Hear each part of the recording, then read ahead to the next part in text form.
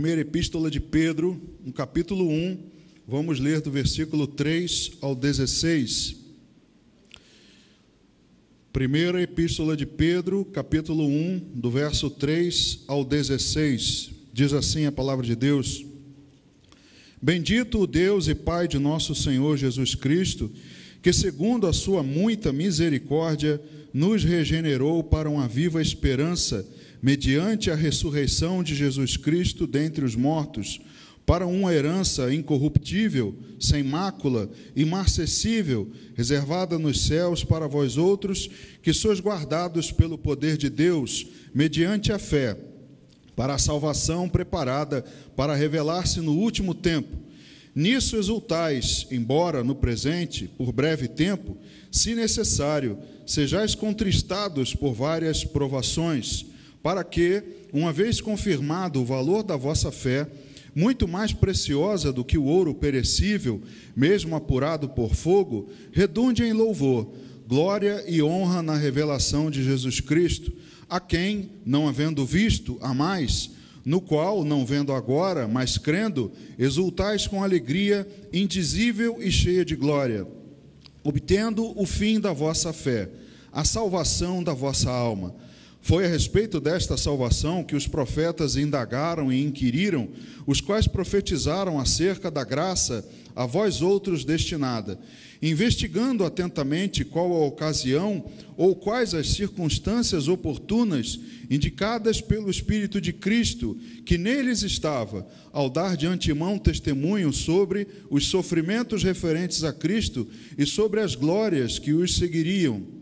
A eles foi revelado que, não para si mesmos, mas para vós outros, ministravam as coisas que agora vos foram anunciadas por aqueles que, pelo Espírito Santo enviado do céu, vos pregaram o Evangelho.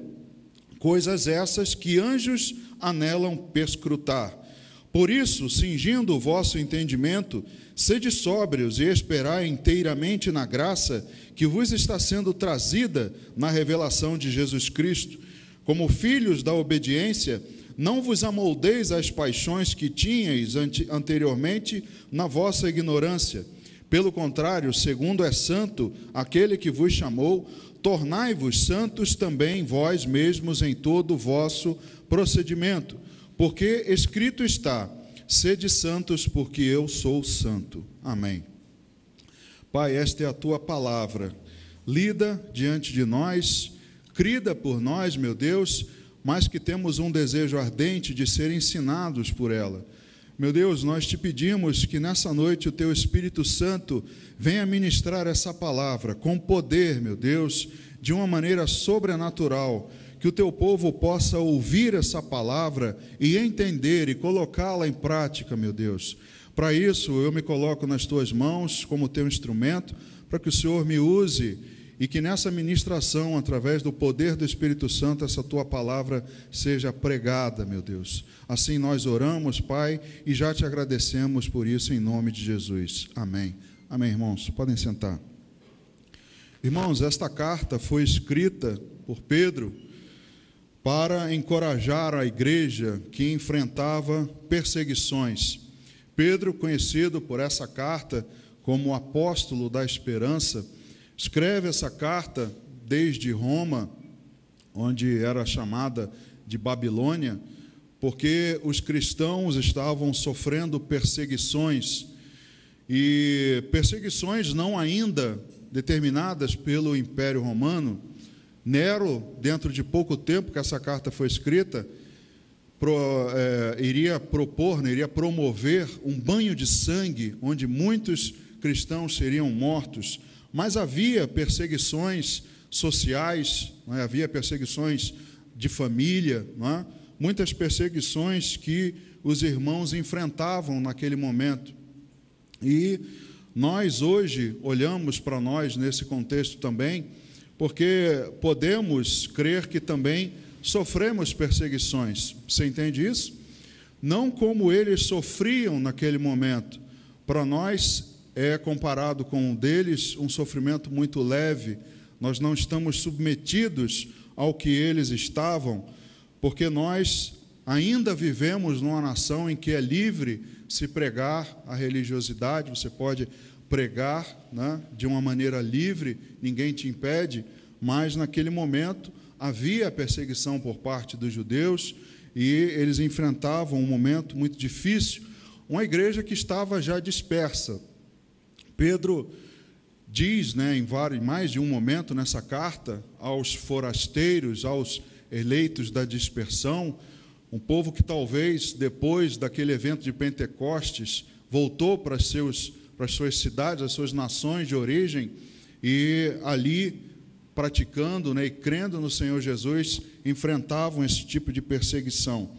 Mas ele nessa carta faz uma exortação, aliás, uma não, faz várias, porque Pedro fala de santidade, Pedro fala de fé, Pedro fala de comportamento exemplar, Pedro fala de esperança.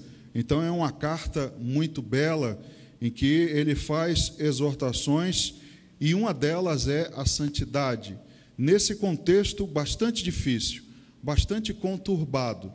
E nós, como eu disse, passamos aqui algo muito suave, irmãos. Como eu disse aqui na oração, você ouviu que lá em Moçambique, Zimbábue, 300 pessoas morreram, que se sabe até agora, por causa de um ciclone tropical, tudo devastado, não é? Sem água, sem energia elétrica, um país já pobre, carente, e, como eu disse, muitos missionários trabalham lá. O que nós recebemos aqui no domingo de carnaval, o pastor Calênio, trabalha lá, e até agora não sei, não tive notícias de como ele passou por toda essa tempestade, se ele estava lá, mas dificuldades, irmãos, que muitos passam mundo afora. E isso é motivo para a gente meditar também, porque uma simples chuvinha suave, refrescante, impede a igreja de se reunir, de cultuar o Senhor. Então as pessoas dizem, né, poxa, mas eu estou sofrendo perseguição. Irmãos, é muito suave. Se você comparar com o contexto deles e com o de muitos aí afora, você vai ter motivos de sobra para agradecer a Deus e glorificar por ter o privilégio de estar nesse lugar com todas as condições para louvar ao Senhor. Mas essa exortação a eles, como eu disse, era num contexto muito difícil. Mas ele também menciona bênçãos nessa carta. Não somente ele faz exortação a um povo que estava sofrendo perseguição, mas ele também é uma carta que menciona bênçãos. Veja o versículo 3 que nós lemos, desse capítulo 1. Ele diz assim: bendito o Deus e Pai de nosso Senhor Jesus Cristo, que segundo a sua muita misericórdia nos regenerou para uma viva esperança mediante a ressurreição de Jesus Cristo dentre os mortos. Então ele também diz que há uma regeneração, foi promovida naquele povo e em nós também uma regeneração em Jesus Cristo por causa da sua misericórdia. No 2 ele chama os eleitos segundo a presciência de Deus Pai em santificação do Espírito. Então há uma santificação, ele fala sobre santidade, mas há uma santificação feita pelo Espírito. Ele também fala de uma herança reservada nos céus. O versículo 4, ele diz que essa regeneração é para uma herança incorruptível, sem mácula, imarcessível, reservada nos céus para vós outros. Então ele diz que há uma herança reservada para aquele povo que passava por essa dificuldade, uma herança que não entra corrupção, não tem como se corromper, uma herança que não murcha, não perde o vigor, imarcessível. Não é como uma coroa de louros, né, que era entregue lá para os vencedores na época do Império Romano, ou os gregos que faziam uma de folhas de oliveira, que com o tempo murchava, porque era feita de folhas. Mas ele diz que essa herança, ela não murcha, ela não perde o vigor, ela não perde o brilho, mas é uma herança reservada para eles e para nós também nos céus. E ele fala também de uma proteção divina, no versículo 5. Esses vós outros que sois guardados pelo poder de Deus, mediante a fé, para a salvação preparada para revelar-se no último tempo. Então Pedro diz que há uma proteção divina sobre aquele povo, um povo que é guardado pelo poder de Deus, mediante a fé, que nós também hoje desfrutamos dessa mesma proteção de Deus. Então Pedro escreve essa carta, e essa carta, volto a repetir, vale para nós hoje também. Quando nós lemos aqui um texto, irmãos, não se limite a ouvir o que é ministrado aqui daquele texto. Quando você chegar em casa, leia o capítulo inteiro, leia o livro todo, porque há bênçãos na carta que talvez a gente aqui não fale, mas o Espírito Santo depois continua ministrando ao seu coração. Então a carta é belíssima, cheia de exortação, mas essa santidade, nós podemos nos perguntar, por que a santidade? Porque Pedro diz que há uma santificação do Espírito, e nesse trecho ele diz, sede santos, porque o vosso Pai Celeste é santo. A gente pergunta, por que a santidade, irmãos? Muitas pessoas, quando pensam nos cristãos, não é?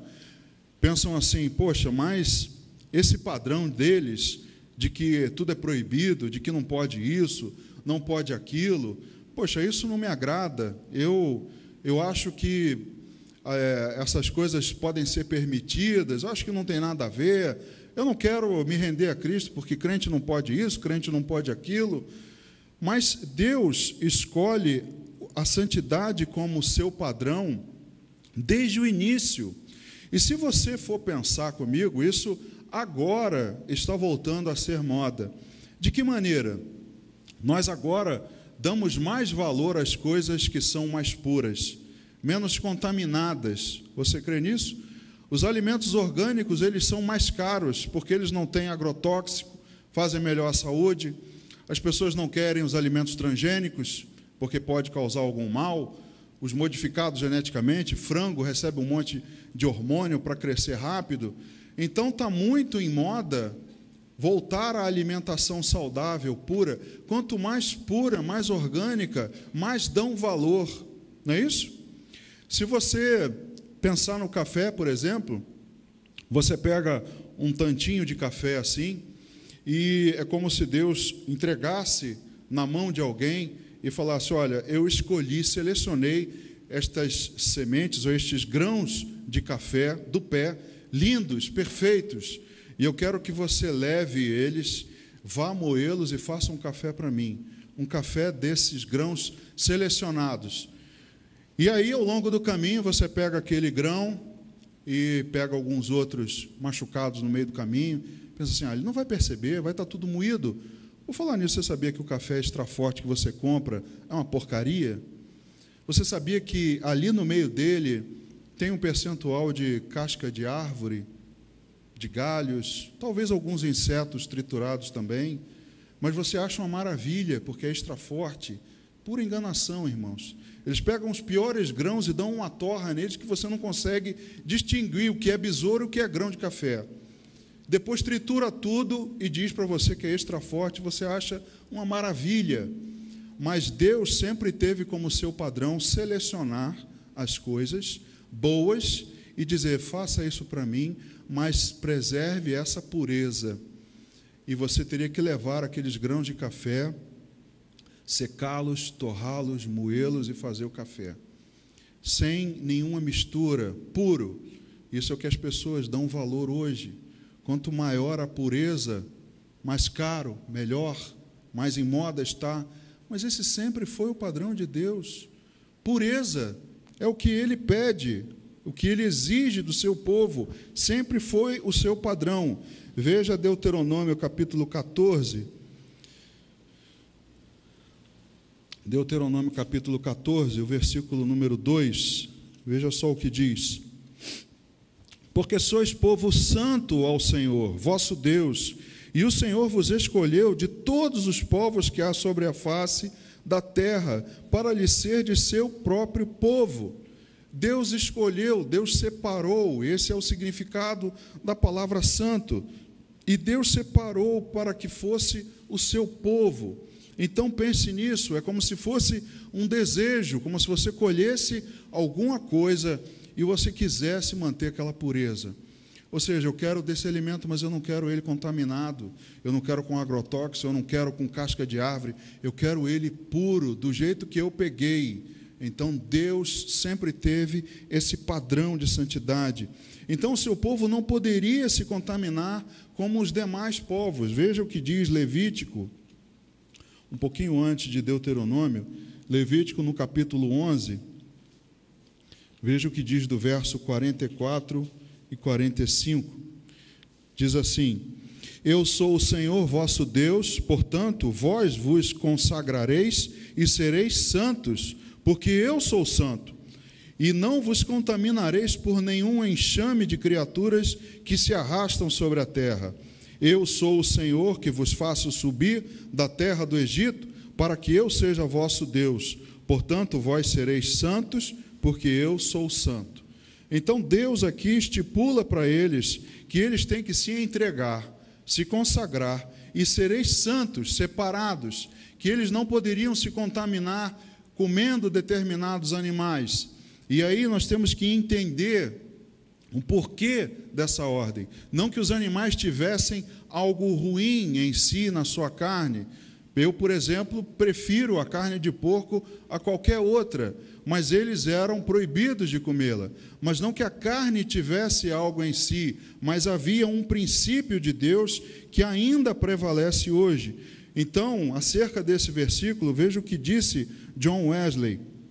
Com isso, ele os dá a entender, Deus, que todas essas precauções sobre comer ou tocar essas criaturas não foram para qualquer impureza real nelas, mas apenas que, pela observação diligente dessas regras, elas poderiam aprender com maior cuidado para evitar poluições morais e para manter-se de toda imundícia de carne e espírito, e de todos os familiares e íntimos conversar com pecadores notórios.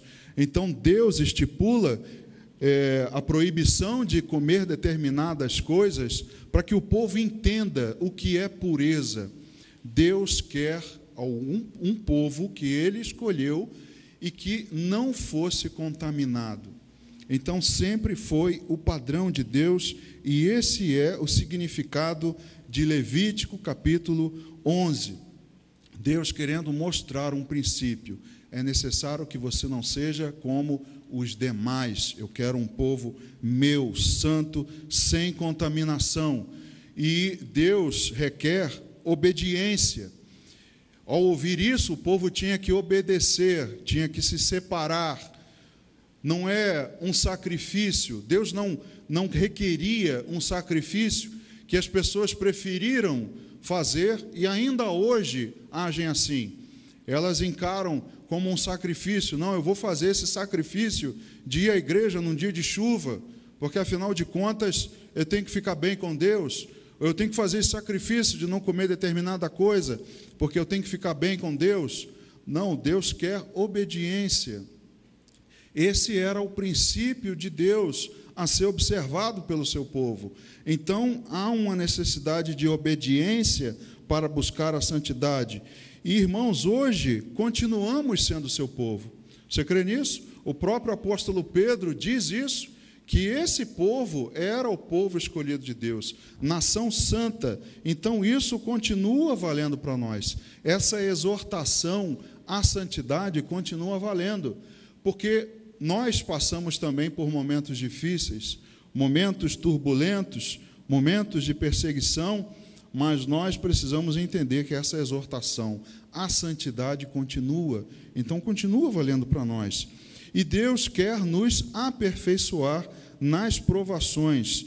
Pedro fala sobre essas provações, voltando lá na primeira carta de Pedro, porque esse povo sofria provações. No verso 6 e 7 ele diz: nisso exultais, ou seja, no que nós lemos anteriormente, de serem guardados pelo poder de Deus, nisso exultais, ou seja, a alegria, embora no presente, hoje, por breve tempo, se necessário, sejais contristados por várias provações. Então, ainda assim, há provações. Mas no 7, para que, uma vez confirmado o valor da vossa fé, muito mais preciosa do que o ouro perecível, mesmo apurado por fogo, redunde em louvor, glória e honra na revelação de Jesus Cristo. Ou seja, há necessidade, se necessário, passar por provações para que essa fé seja confirmada, não para Deus, porque Ele já sabe, mas para nós, confirmada em nós, e uma fé que é muito mais preciosa do que o ouro perecível. Então, irmãos, Deus nos aperfeiçoa nessas provações, nessas tribulações, mas nós precisamos buscar a santidade. E aí pode surgir a pergunta: e como é que eu faço isso? Como é que eu sou santo numa época difícil? É o que aquele povo deve ter pensado. Como é que eu faço isso? Ser santo numa época tão difícil? Ora, irmãos, Pedro continua no texto dizendo coisas que nós precisamos aprender. Voltando lá na primeira carta, no capítulo 1, no versículo 13, ele fala sobre essa santidade. E ele diz: por isso, cingindo o vosso entendimento, sede sóbrios e esperai inteiramente na graça que vos está sendo trazida na revelação de Jesus Cristo. Então ele diz, cingindo o seu entendimento. Na Nova Versão Internacional, diz, preparando o seu entendimento. O cingir, ele tinha um significado, você já deve ter ouvido, né? Cinge os teus lombos. Era comum eles usarem umas roupas muito folgadas, e era necessário que eles enrolassem alguma coisa na cintura, para que aquela roupa não atrapalhasse o dia a dia, o seu trabalho. Então, quando ele diz aqui, cinge o teu entendimento, é como se de alguma maneira algo no nosso pensamento, no nosso entendimento, fosse necessário que nós prendêssemos ou colocássemos ele em ordem, para que ele não nos atrapalhe nesse processo de santidade. Então ele diz, cingindo o seu entendimento. Irmãos, nós devemos nos livrar desses pensamentos que nos embaraçam e atrapalham. E como tem pensamento atrapalhando os irmãos?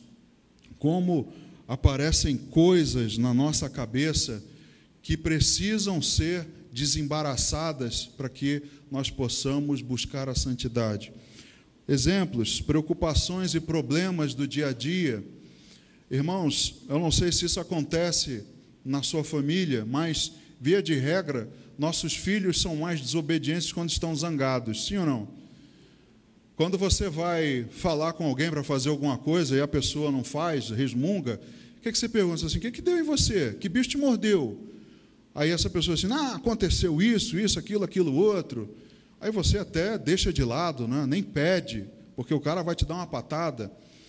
As pessoas acham que as tribulações são motivos para a desobediência.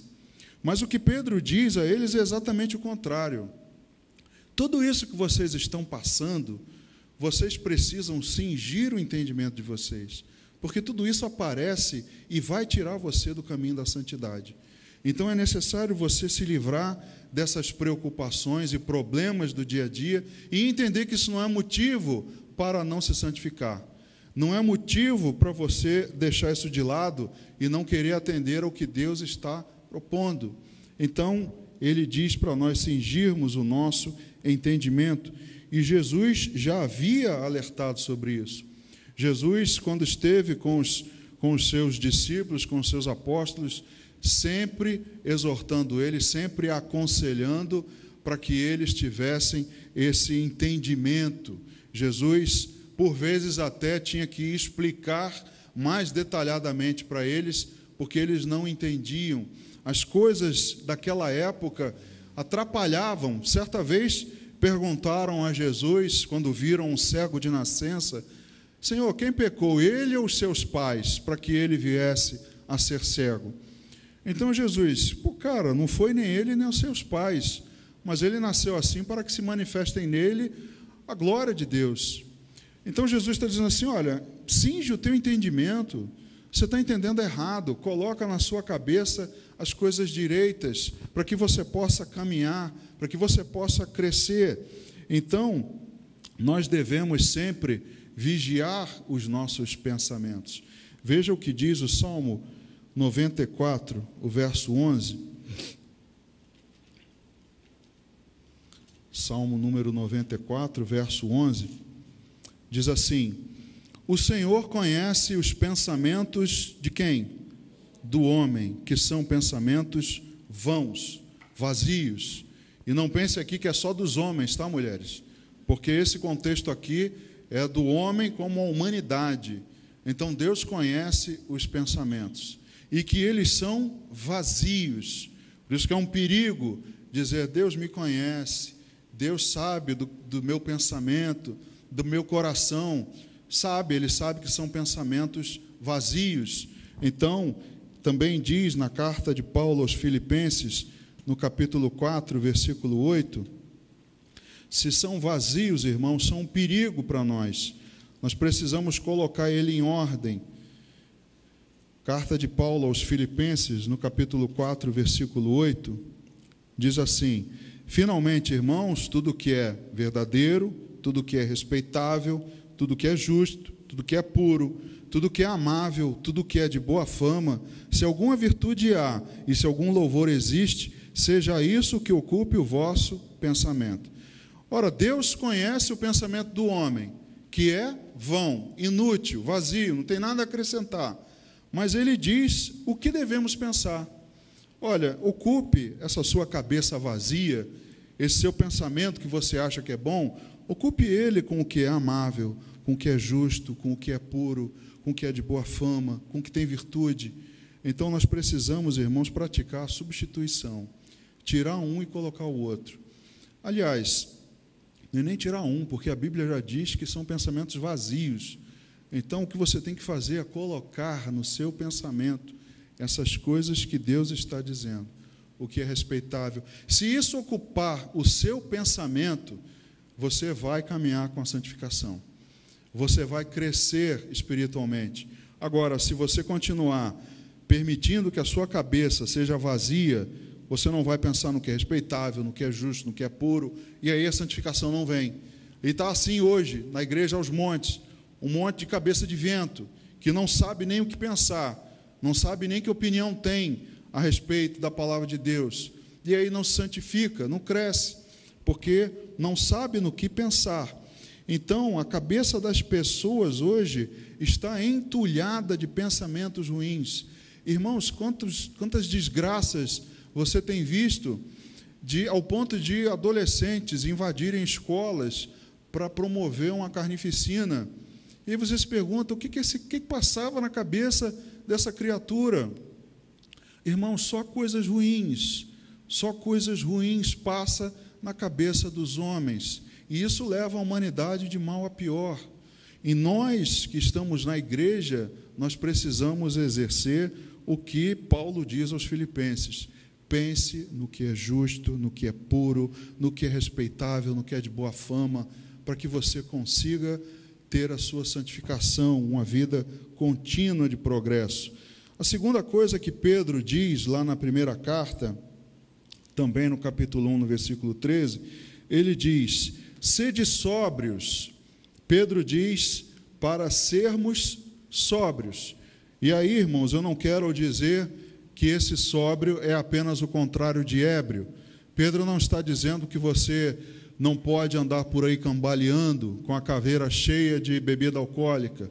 Não é isso que ele está dizendo. O contexto dessa palavra sóbrio é alguém moderado, um homem moderado, equilibrado, calmo, sensato. Isso é o que Pedro está dizendo. Olha, seja sensato, seja um homem calmo, seja moderado. É isso que convém a um cristão.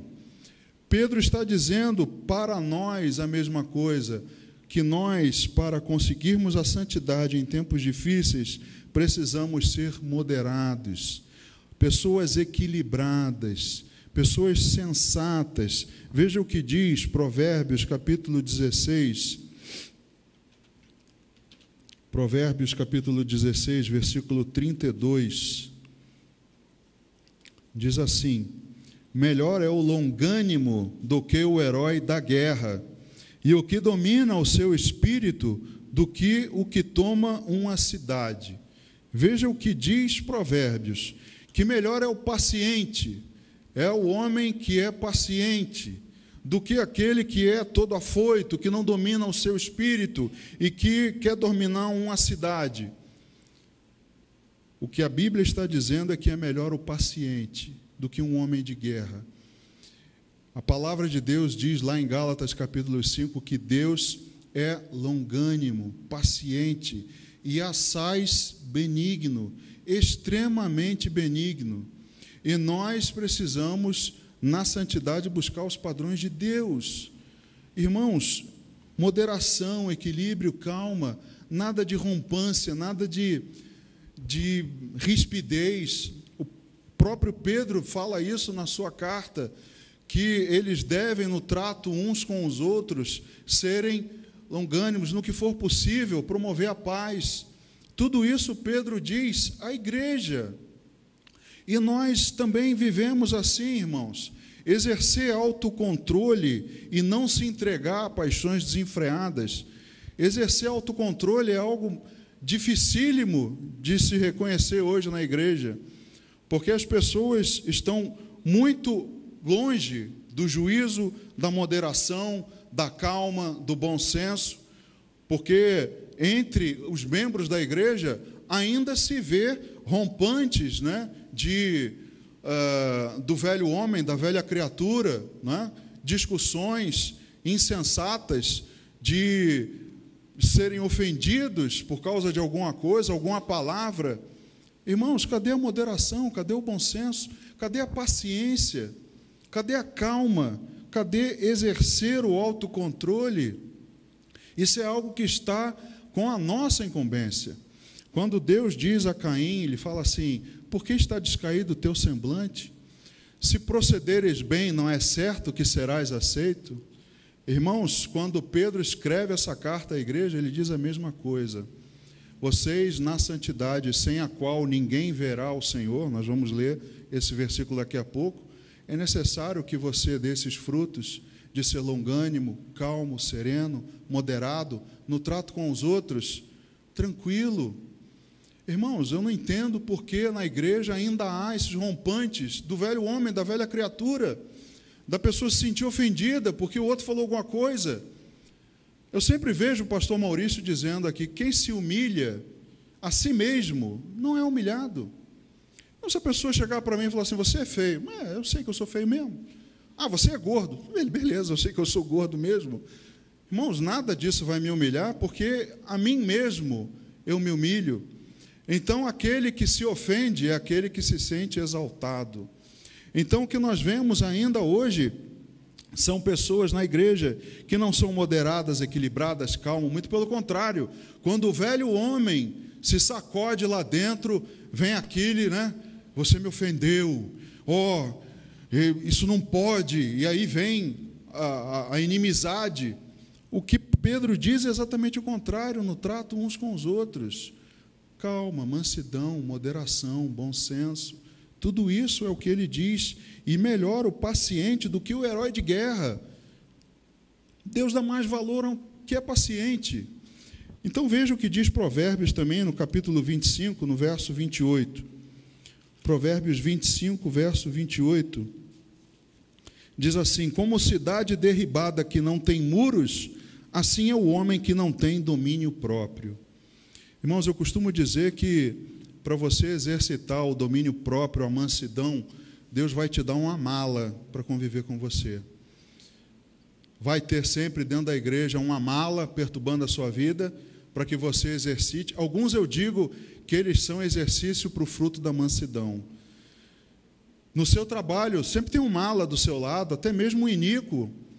São esses que Deus coloca no teu caminho para que você exercite essa mansidão, essa moderação, esse bom senso, porque o que Deus prefere é o homem paciente. Ele diz que como cidade derribada que não tem muros, assim é o que não tem domínio próprio. Se não se dominou, Se você viu o velho homem querendo aflorar dentro da igreja, pode ter certeza que é um que é como cidade derribada, que não tem muro, não tem mais freio, saiu e se manifestou. Ainda bem que não é o capeta, mas é o velho homem querendo se manifestar. Irmãos, Deus diz para nós: calma, moderação, bom senso, sobriedade, temperança, mansidão. Isso é o necessário. Seja sóbrio para que a sua santidade prospere, cresça, aprenda isso. Então, sem bom senso, nós tendemos a deixar brechas abertas. Você já viu as pessoas que, quando elas perdem a razão, falam o que não devem, fazem o que não querem, fazem besteira normalmente, porque as brechas são abertas. E veja, brechas, porque o que a Bíblia diz aqui de um homem que não tem domínio próprio é que nem brecha tem, é um muro derrubado, é uma brecha enorme, é um vão, não é nem brecha, irmão. Então, sem bom senso, nós tendemos a deixar brechas abertas. E se deixar uma brecha, o inimigo entra e vai fazer um estrago. Então, Pedro diz: tenha sobriedade, porque isso, irmãos, é um fruto do Espírito. Gálatas capítulo 5, você conhece a passagem, quando fala do fruto do Espírito. Gálatas 5, versos 22 e 23, diz assim: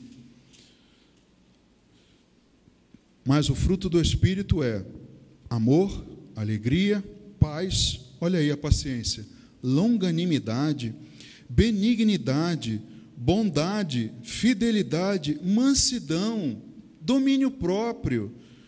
Contra estas coisas não há lei. Então, irmãos, o fruto do Espírito é a sobriedade. Sobriedade é fruto do Espírito.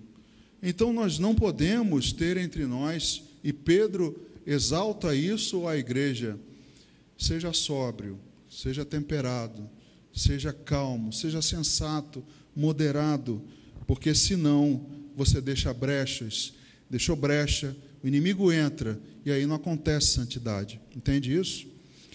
Outra coisa que ele diz lá na primeira carta, no versículo 13 também: esperai inteiramente na graça que vos está sendo trazida na revelação de Jesus Cristo. Outra coisa importante para a santidade nos tempos difíceis é esperar na graça.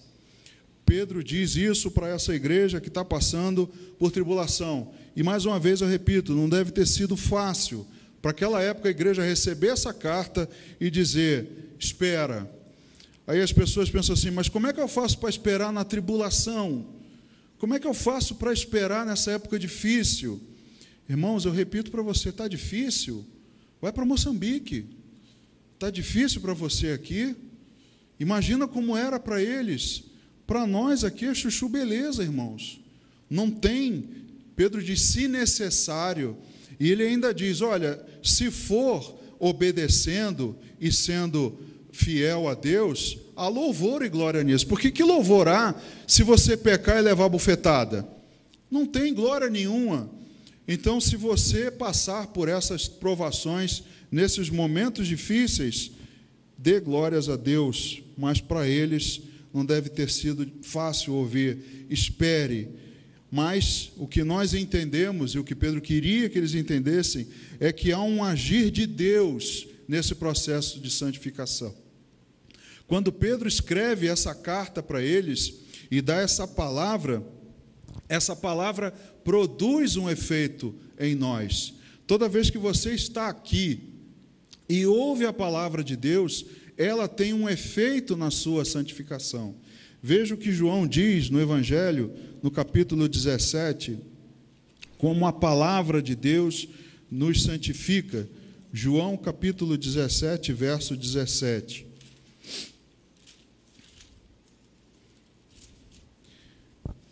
Santifica-os na verdade, a tua palavra é a verdade.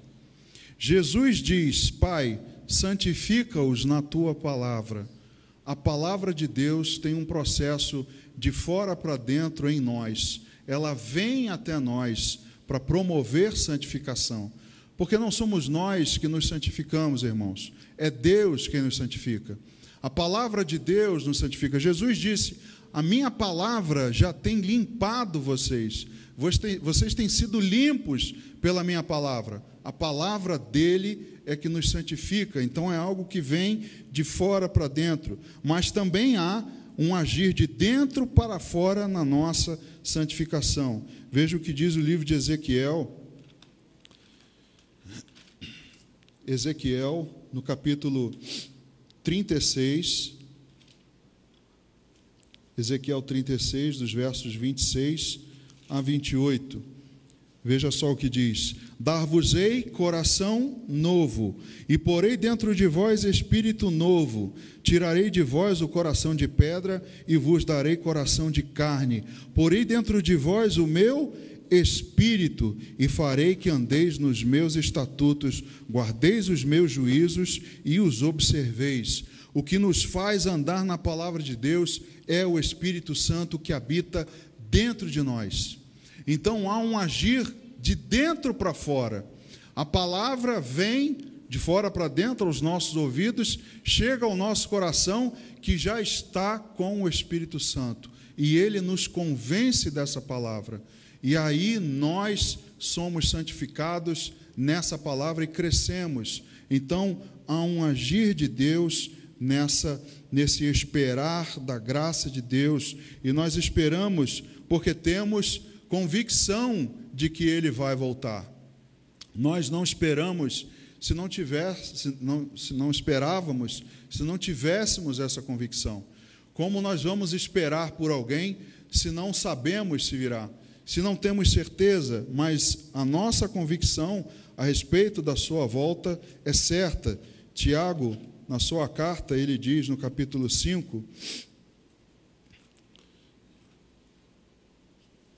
Tiago, capítulo 5, dos versos 7 ao 8, ele diz: sede, pois, irmãos, pacientes até a vinda do Senhor. Eis que o lavrador aguarda com paciência o precioso fruto da terra, até receber as primeiras e as últimas chuvas. Sede vós também pacientes e fortalecei o vosso coração, pois a vinda do Senhor está próxima. Então Pedro diz: esperem na graça, esperai pacientemente, porque há uma convicção, e Tiago diz a mesma coisa, que nós devemos ser pacientes e fortalecermos o nosso coração. Então, quando esperamos, sabemos por que estamos esperando, porque a volta de Cristo é certa, assim como era certa a sua vinda, e ela aconteceu, a sua volta também é certa, e nós esperamos nele, em Deus. No Salmo 62, no verso 5, já estamos terminando, Salmo 62, verso 5,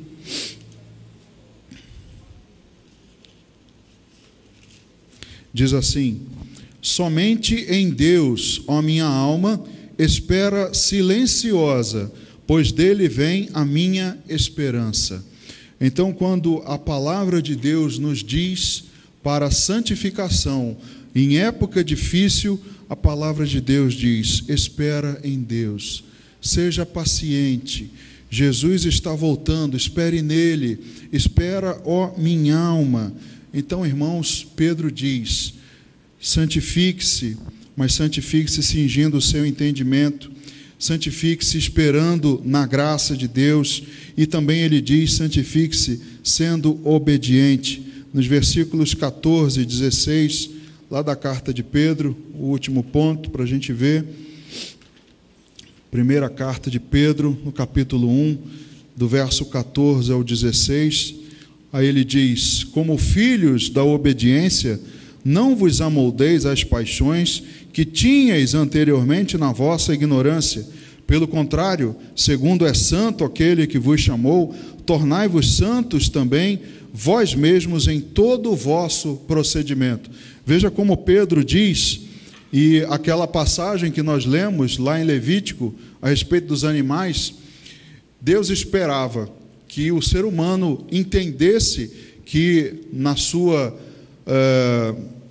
direção de não comer determinados animais, que ele entendesse esse princípio de santidade e assim estendesse para a sua vida. E aqui Pedro diz também: segundo é santo aquele que vos chamou, tornai-vos santos também vós mesmos, só comendo o que Deus manda. Não, ele diz, em todo o vosso procedimento. Entenda o que é santidade. Envolve todo o seu procedimento, não apenas não comer determinada carne, não comer isso ou aquilo, mas é algo que se estende a todo o seu procedimento. Isso é a santificação. Então, ele fala, porque está escrito, sede santos, porque eu sou santo. Aquela mesma passagem que nós lemos. Então, irmãos, a obediência deve partir de nós. Ele diz, como obedientes, como filhos da obediência, é uma decisão que parte de nós. E obediência, irmãos, se você decide obedecer, você obedece em qualquer circunstância. Como eu disse, muitos, na hora em que estão irritados ou contrariados, não obedecem. Mas a decisão por obedecer é semelhante à posição de amar. A decisão de amar também é incondicional. Deus decidiu amar o homem e assumiu com ele essa aliança. O homem sendo fiel ou não, Deus mantém a sua fidelidade, porque Deus decidiu amar o homem. Da mesma maneira é a obediência.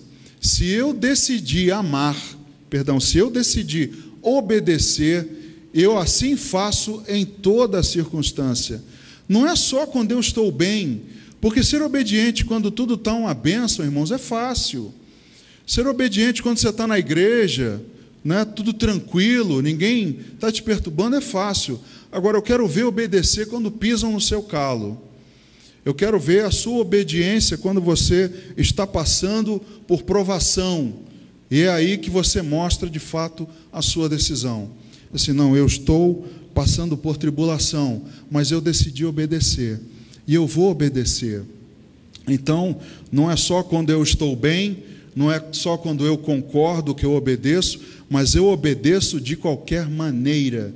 Nós devemos obedecer de qualquer maneira, assim como nossos filhos devem nos obedecer de qualquer maneira.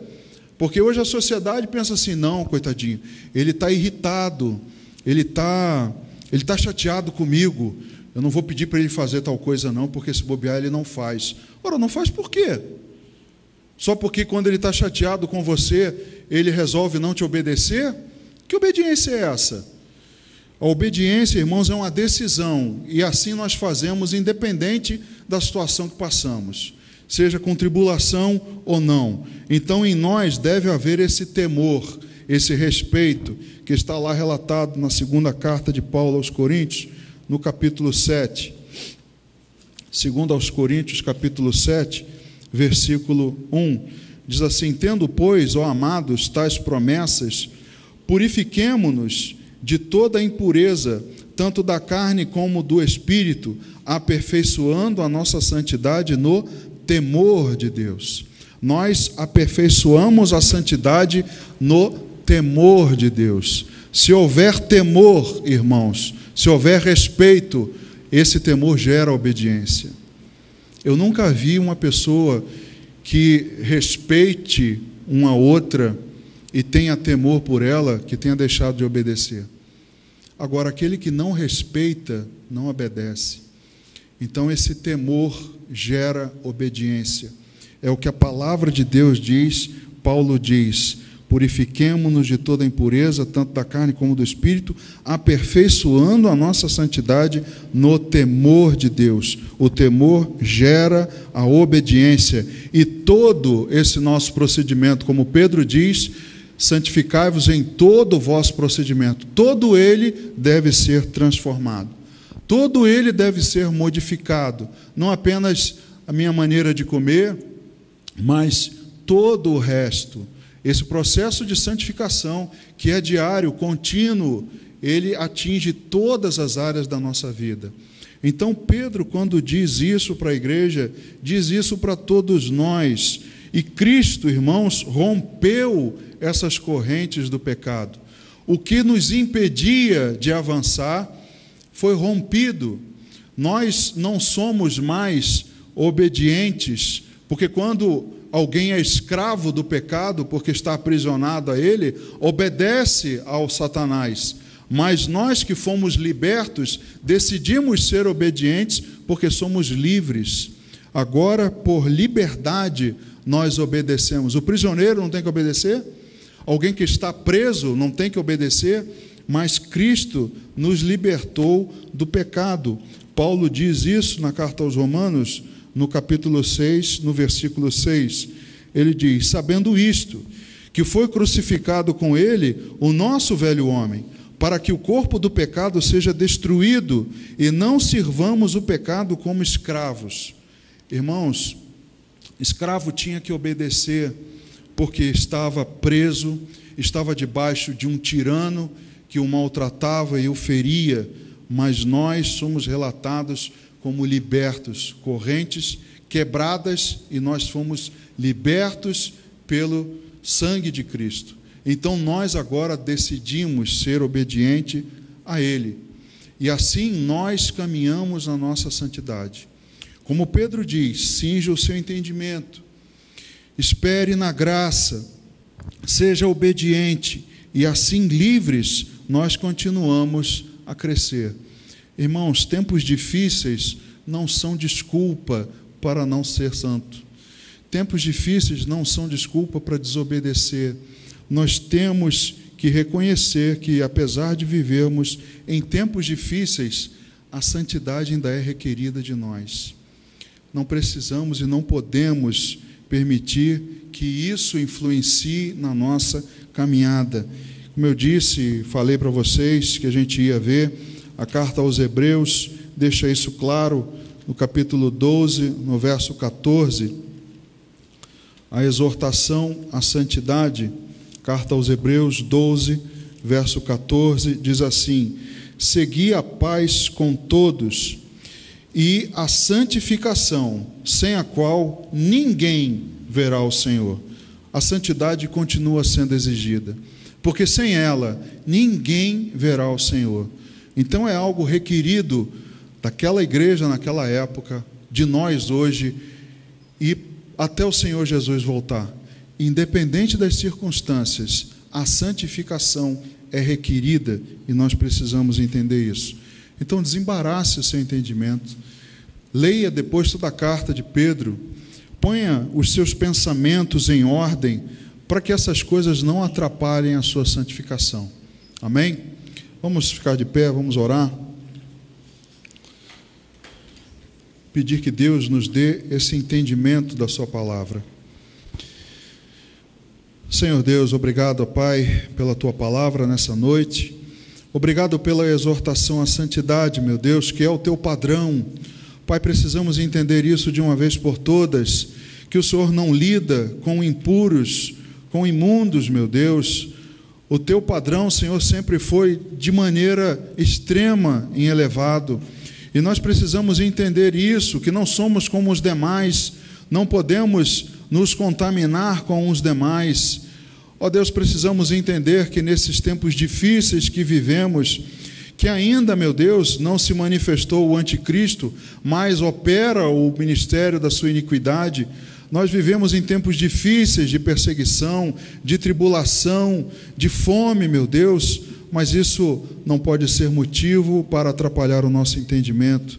Ó meu Deus, abre esse nosso pensamento para que nós possamos guardar essas tuas palavras no nosso coração e que o teu povo, Pai, possa ser sábio, sóbrio, calmo, moderado, Senhor, que ele possa esperar na tua graça maravilhosa e que ele possa, meu Deus, seguir a sua santificação. Pai Santo, continua nos ensinando nessa noite, durante essa semana. Cuida do teu povo, ó Pai, e santifica-os, meu Deus, na tua palavra. Assim nós pedimos e agradecemos em nome de Jesus. Amém.